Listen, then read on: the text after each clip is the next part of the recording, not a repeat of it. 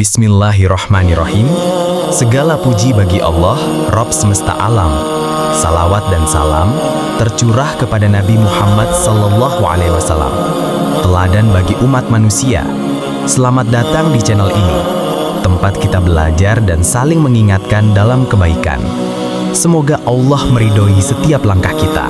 Sebelum kita simak videonya, mohon dukungannya buat sahabat dengan menekan like dan subscribe agar konten ini makin berkembang. Sahabat beriman yang dirahmati Allah, kali ini kita akan membahas sebuah surat yang sangat istimewa. Surat yang sering kita dengar, bahkan sering kita baca dalam berbagai kesempatan. Surat itu adalah surat Yasin, yang dikenal sebagai jantungnya Al-Quran.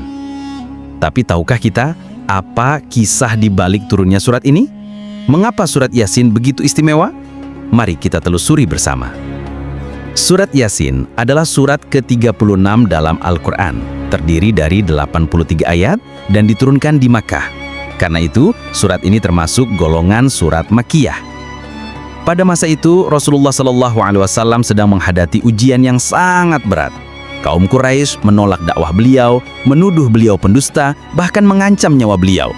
Rasulullah SAW merasa sangat sedih dan berat hati karena meski beliau menyampaikan kebenaran, justru banyak yang menolak. Di tengah kesedihan itu, Allah menurunkan surat Yasin sebagai penghibur, sebagai penguat, dan sebagai penegasan bahwa Muhammad SAW benar-benar seorang Rasul yang diutus Allah dan bahwa Al-Quran adalah wahyu penuh hikmah. Kisah Ashabul Qaryah dalam surat Yasin. Di dalam surat Yasin, Allah menceritakan sebuah kisah yang penuh hikmah, yaitu kisah Ashabul Qaryah. Allah berfirman, "Dan buatlah suatu perumpamaan bagi mereka, yaitu penduduk suatu negeri, ketika datang kepada mereka utusan-utusan." Surat Yasin ayat 13. Disebutkan dalam tafsir, ada sebuah negeri yang Allah utus 3 orang Rasul untuk menyeru penduduknya kepada Tauhid, kepada penyembahan hanya kepada Allah. Namun penduduk negeri itu menolak. Mereka berkata dengan sombong, "Kalian hanyalah manusia seperti kami, dan Allah yang Maha Pengasih tidak menurunkan sesuatu pun. Kalian hanyalah pendusta." Rasul-rasul itu menjawab dengan penuh kesabaran, "Tuhan kami mengetahui bahwa sesungguhnya kami benar-benar diutus kepada kalian, dan kewajiban kami tidak lain hanyalah menyampaikan risalah Allah dengan jelas."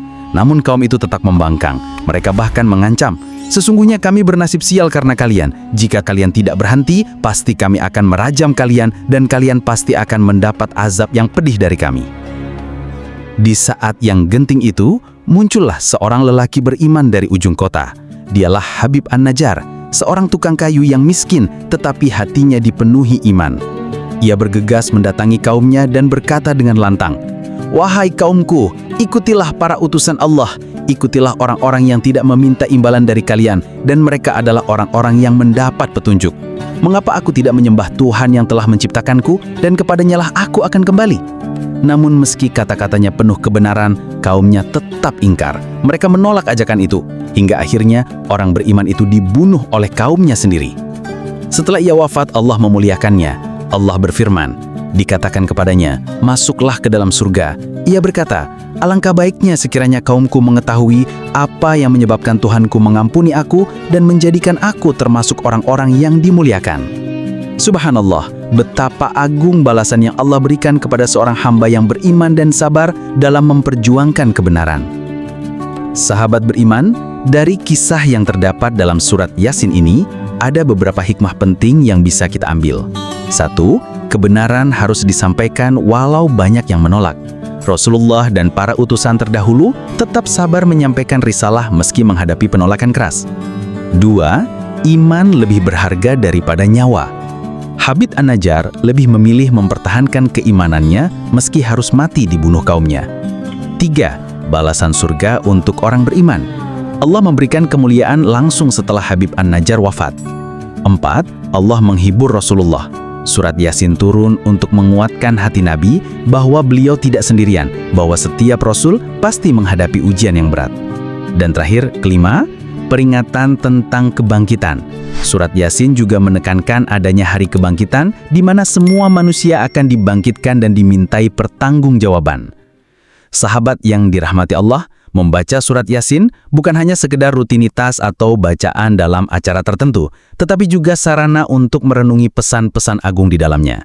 Mari kita jadikan surat Yasin sebagai pengingat bahwa hidup ini sementara, bahwa iman harus dijaga meski banyak rintangan, dan bahwa balasan Allah untuk orang yang teguh beriman adalah surga. Semoga kita termasuk hamba-hamba Allah yang selalu dekat dengan Al-Quran, menjadikannya cahaya dalam kehidupan dan syafaat di hari kiamat kelak. Wassalamualaikum warahmatullahi wabarakatuh.